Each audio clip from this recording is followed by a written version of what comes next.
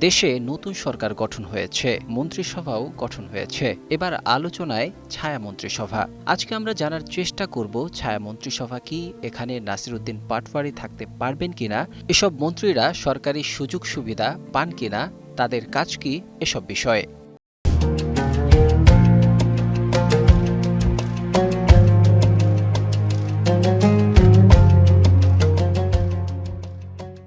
ছায়া মন্ত্রিসভা আসলে কি? সরকারে যেমন প্রতিটি মন্ত্রণালয়ের জন্য একজন মন্ত্রী থাকেন, যেমন স্বাস্থ্যমন্ত্রী, শিক্ষামন্ত্রী, রেলমন্ত্রী, সেতুমন্ত্রী, ঠিক তেমনি একইভাবে বিরোধী দলও প্রতিটি মন্ত্রণালয়ের বিপরীতে একজন করে ছায়ামন্ত্রী নিয়োগ দেবেন। সরকার যদি কোনো ভুল করে বা ব্যর্থ হয়, ছায়ামন্ত্রী তার প্রতিবাদ করবেন এবং বিকল্প সমাধান তুলে ধরবেন। এসব ছায়ামন্ত্রিসভার সদস্যরা সরকার থেকে কোনো বেতন, গাড়ি বা সরকারি সুযোগ সুবিধা পান না।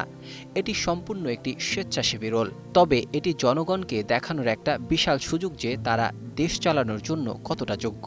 যখন কোনো মন্ত্রী জানেন যে তার প্রতিটি সিদ্ধান্তের চুলচেরা বিশ্লেষণ করার জন্য ওপাশে একজন দক্ষ ছায়ামন্ত্রী এবং একঝাঁক গবেষক বসে আছেন, তখন তিনি চাইলেই খেয়াল খুশি মতো কাজ করতে পারেন না। এটি রাজপথের পেশিশক্তির রাজনীতি কমিয়ে পলিসির রাজনীতি চালু করতে সাহায্য করে।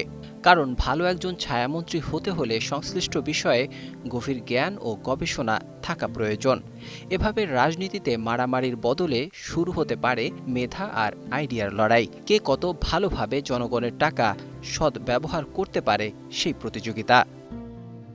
বর্তমানে দেশের রাজনীতিতে একজন নেতা কত বড় তা মাপা হয় তার কত বড় মিছিল আছে বা তিনি কত জোরে স্লোগান দিতে পারেন তার উপর। কিন্তু ছায়া মন্ত্রিসভা গঠন হলে মাপকাঠি হবে যোগ্যতা দিয়ে।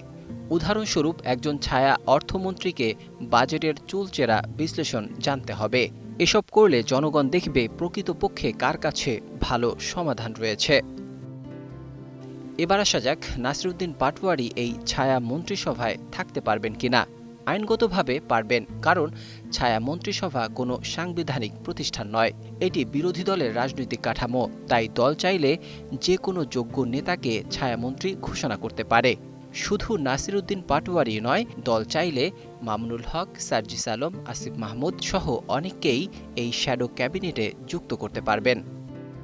তবে এই ছায়া মন্ত্রিসভা তখনই কার্যকর হবে যখন তারা শুধু সমালোচনা নয়, তথ্যভিত্তিক সমাধান দেবে। গবেষণা, মাঠ তথ্য ও দক্ষতা থাকলে এটি রাজনীতিতে নতুন মানদণ্ড করতে পারে। তাই যদি এটি সফলভাবে করা যায় এবং যারা ঠিকভাবে দায়িত্ব পালন করছেন না তাদেরকে চাপের মুখে রাখা যায়, তবে রাজনীতিতে ইতিবাচক পরিবর্তনের সূচনা হবে। নাজমুল হক রাইয়ান, একুশে টেলিভিশন।